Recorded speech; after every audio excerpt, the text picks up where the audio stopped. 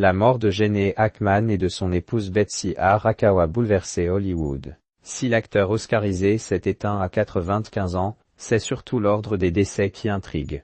En effet, selon qui est mort en premier, la répartition de son immense héritage pourrait être totalement différente. Retour sur une affaire qui soulève bien des questions. Carnet noir dans le monde du cinéma et une page qui se tourne.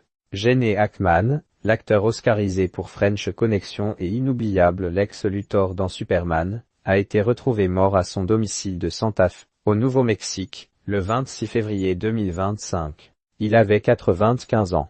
Mais le drame ne s'arrête pas là, sa femme, Betsy Arakawa, 65 ans, et leurs chiens ont également été retrouvés sans vie. D'après les premières constatations, l'acteur américain serait décédé plusieurs jours après son épouse. L'acteur, qui souffrait de problèmes cardiaques et de la maladie d'Alzheimer, aurait succombé à une crise cardiaque. Quant à Betsy Arakawa, les enquêteurs suspectent un hantavirus, une infection rare transmise par les rongeurs. Si la carrière de Gene Hackman a marqué des générations de cinéphiles, sa vie privée était plus discrète. Père de 3 enfants, Christopher, Elizabeth et Leslie, nés de son premier mariage avec Faye Maltese, l'acteur n'avait plus de contact avec eux depuis quelque temps. Elizabeth a tenu des mots chaleureux pour l'épouse de son père, Betsy Arakawa. Ils ont eu un mariage merveilleux, et je reconnais à sa femme le mérite de l'avoir gardé en vie. Une distance qui ajoute un mystère supplémentaire, pourquoi les proches ne l'ont-ils pas contacté plus tôt? Ce détail important qui pourrait bouleverser l'héritage au-delà du choc de leur disparition, un point intrigue particulièrement les observateurs, l'ordre exact des décès.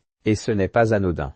D'après les rapports médicaux, Betsy Arakawa serait décédée le 11 février, soit une semaine avant Gene Hackman. Cette chronologie a un impact direct sur l'héritage du comédien, estimé à 90 millions de dollars. Pourquoi? Parce que dans plusieurs États américains, dont le Nouveau-Mexique, une loi appelée le simultaneous death act définit comment l'héritage est réparti lorsque 2 conjoints meurent dans un laps de temps rapproché. Si Gene Hackman et Betsy Arakawa sont décédés à moins de 120 heures d'intervalle, la loi considère leur disparition comme simultanée, et l'intégralité de l'héritage reviendrait aux proches de l'acteur. En revanche, si Betsy est morte plus de 5 jours après son mari, sa famille pourrait également prétendre à une part de la fortune, ce qui changerait complètement la répartition des biens.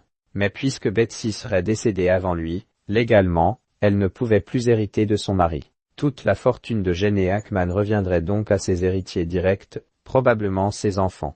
Ce détail pourrait changer complètement la manière dont l'héritage est divisé, notamment si l'acteur n'avait pas laissé de testament clair. Alors que les enquêteurs poursuivent leurs investigations pour comprendre les circonstances exactes du drame, une chose est sûre, le destin de l'un des plus grands acteurs de Hollywood continue de fasciner, même après sa mort.